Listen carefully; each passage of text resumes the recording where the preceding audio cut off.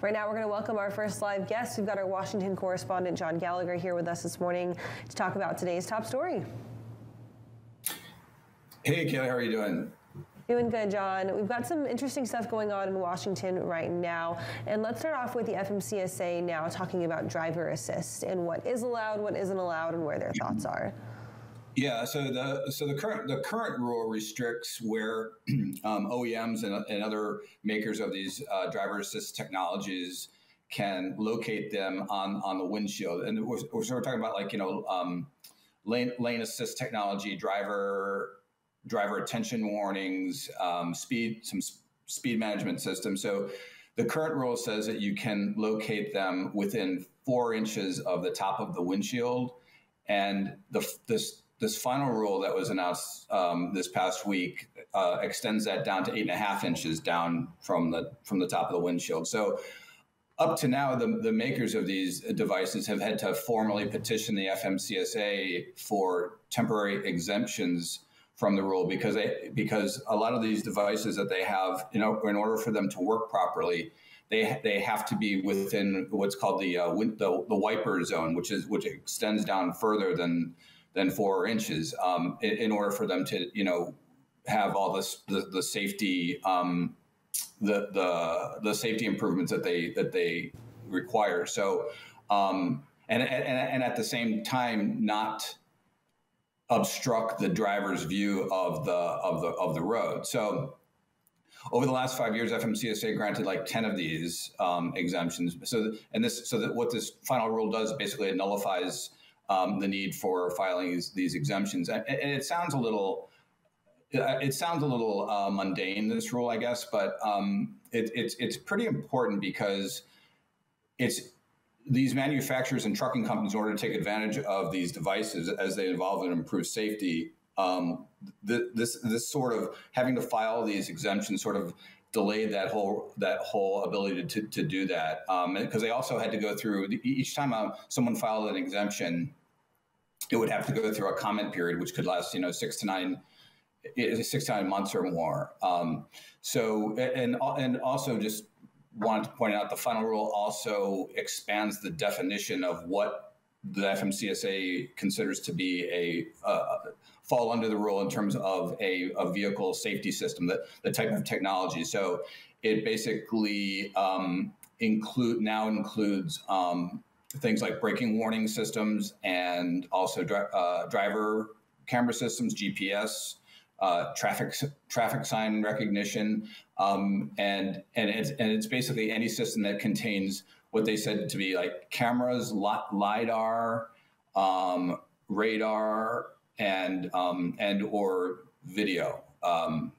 So it's a big deal for these companies, and sort of on a broader scale, it's just basically an indication that and a recognition that FMCSA is adjusting to these new technologies rolled out. They're adjusting, and they're trying to be flexible in terms of their oversight of these new safety devices. And John, when we're looking at these new changes, any knowledge or any insight as to how much of a heads up some of these companies have, or how long it might take for them to be compliant? Is there any kind of window there? The rule goes into effect in 30 days. So from then on, they'll be able to the exemptions will no longer have to be filed. So that basically, I guess that's their heads up. Like basically. And so this is really interesting to me because I think we talk a lot about the kind of almost semi-autonomous, assisted autonomy, and that blurred line between the truly autonomous vehicle where you have to have all of the bells and whistles and all of these safety features and all these assist devices, and this kind of semi-autonomous where you've got a driver still in the cab that's still actively doing things but using these assist devices. And I've always kind of wondered, like, how cluttered can your windshield get before you lose the safety aspects of the safety devices, right? Do you think that this runs a risk now of you don't have to submit for the comment period, you don't have to seek the alternate approval, that it runs the risk of it being too much of a good thing, I guess it could be?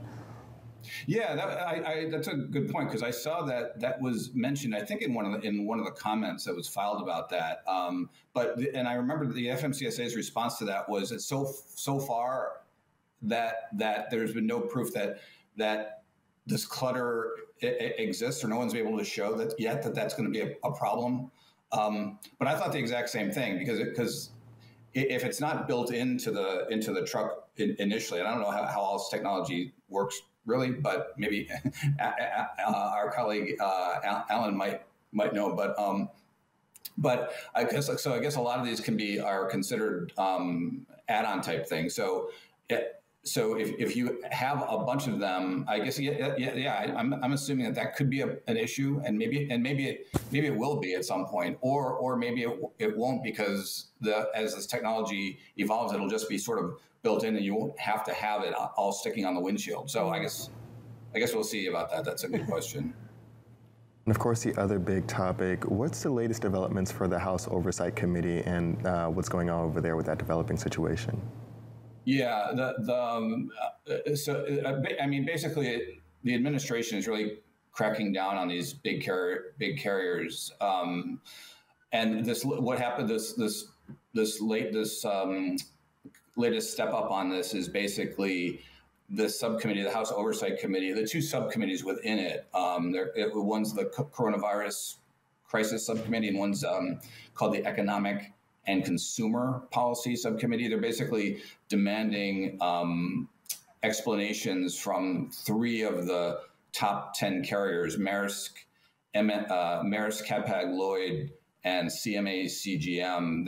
They're asking why, they're making 80% profits while costs are only 20%, basically. And they sent out these 3 letters to the heads of these companies, and it was interesting. Some of the letters, there were 3 separate letters, but a lot of the information overlapped. But they pointed out specific things of some of them. And so the letter to CMA CGM basically said, you've got profits of $11 billion in the first 9 months of 2021, which was more than the company earned in the prior 10 years combined. Hapag Lloyd, during their first 9 months, had made $6.6 billion in profits, which was 1,000% over 2020, all while you jacked up prices to shippers and their customers, which are basically retailers, and we all sort of pay that price. But so they're alleging basically that they're taking advantage of the supply and demand situation right now, and price gouging shippers. So so these letters are asking that they provide documents going back to January 2021 on how they on contract information, on communications among other carriers in formulating these contracts, and the carriers have till March 16th to supply all this information, which presumably could be evidence in a case, the antitrust division of DOJ, to put together a case, some sort of a antitrust violation against the carriers. So, John, of course, we know that their profits were just absolutely exorbitant the last year or so. And as Michael Vincent put it from last week, he was talking about how it almost seemed like a switch flipped. Like ocean carriers went from losing money for so long and being kind of on the struggle bus as far as their profits go, to this extreme situation of profiting. And is that kind of a trigger that you think for the House Oversight Committee, that they kind of took a look back and said, whoa, wait a second, you went from just barely making margin to now these insane profits? And that's kind of a pretty big clue. Yeah, no, definitely. That's definitely it. And plus, in the day before, 2 days before, Biden himself elevated this high enough to be in his State of the Union address. He mentioned actually that 1,000% increase. He didn't mention Hapag Lloyd, but he mentioned one of these carriers had 1,000% increase. So they're sort of taking the Oversight Committee, which now is democratically controlled House. These leaders of these committees are sort of kind of taking the lead of the administration and showing that they're going after these carriers. And the last time this happened was, I mean, it hasn't been that long since there was an antitrust violations and a big probe against the carriers. There was one from like 1997. It lasted almost 20 years against roll-on, roll-off carriers. I think it started with the Japanese carriers that had the roll-on, roll-off, but I think it extended to others too. And so they got them on like bid rigging and bid rigging, and it wasn't price collusion, but it was basically price fixing. I think it was. So they had to pay like millions of dollars in fines, and some of these carriers are not around anymore. That probably didn't help. Got it, John. So it sounds like the big thing here is going to be, like you said, seeing if these companies were actually in communication with each other, and if there was some kind of fix, and really kind of being able to take advantage of the situation. I'm, of course, always a big fan of free market and let the market decide, but when there is that communication, that does actually play a factor for sure. John, thanks so much for bringing some insights for this situation. Sure. Thanks, you guys.